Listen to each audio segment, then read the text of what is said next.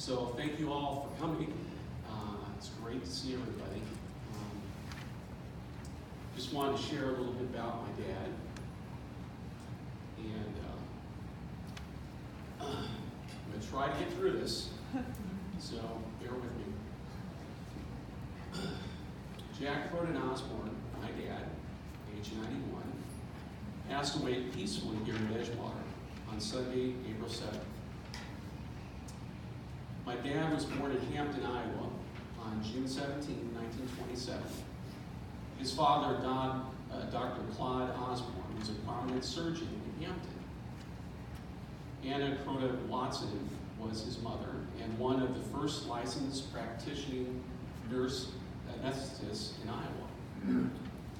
My father served in the Navy during World War II and graduated from the University of Iowa Law School in 1950 and is a lifetime honorary member of the Board of Directors at Iowa Law School Foundation. Dad, as many of you know, was an avid Hawkeye fan throughout his life, to say the least. My dad married Janet Hoyt Osborne of Waterloo, Iowa on July 23, 1948, and raised 5 children, my brother Tim, Joel, Matt, and myself, and Amy. My dad practiced law in Omaha, Nebraska, and joined Northern Natural Gas Company legal department in 1952. My dad was promoted to the president of Peoples Natural Gas Company. Really, it was on the day of our birth. He was promoted to that. He was made the Omaha World Herald. That he was promoted, and at the same time, he had twin boys on that day. In 1979, he accepted a job as executive vice president of Iowa Public Service in Sioux City. And in 1984, he joined Iowa Resources in Des Moines, where he retired from in 1991. My dad, as you know, was musically inclined. And throughout his life, he entertained our family and friends with his unique vocal style. As a youth, he played the trumpet in several local big bands. He loved the big band. We always talk about that. He loved the church choir, and he loved this choir. We comment about that all the time. And sang with the choir for many years. He was physically active and participated in sports throughout his life. He started jogging before it was fashionable. He was an avid golfer, big time, and he loved tennis as well. Believe it or not, he would commonly say that he loved tennis more than golf, which was probably surprising to some of you, but he really did love tennis. He coached all of his children in youth sports, including basketball, football, and soccer, although he never really understood soccer and how it was actually played. Lake Okoboji was always held a special place for my dad, my mom, and my family. We spent many summers at the cottage on East Lake, and in retirement, my dad and mom lived on West Lake, enjoying many beautiful sunsets and annual family gatherings. My dad was admittedly not a good dancer. However, he always said how my mom was an amazing dancer.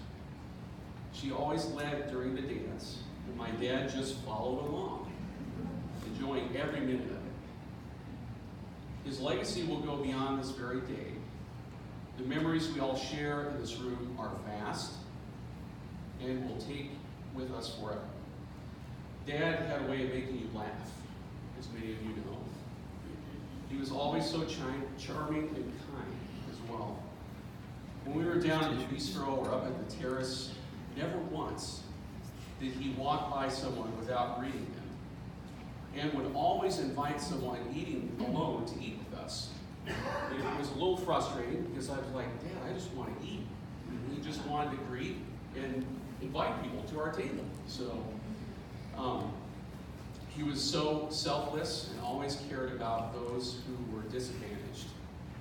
Especially in the latter years, I would see him at his table opening up mail for hundreds of institutions and organizations that he gave to over the years.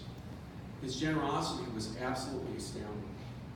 He never bragged about it, but humbly gave to causes that touched his heart.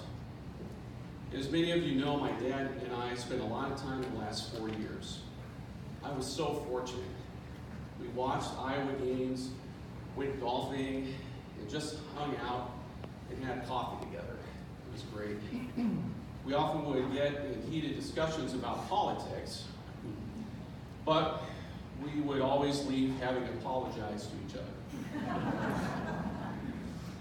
The memories I have from him are mostly in my mind and will be there forever. He was a special man to so many people. He touched every person's life around him. Now he's reunited with my mom, where he's dancing with her again and singing songs with my brother Tim.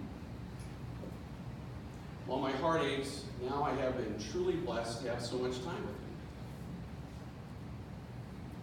Now this is the hard part.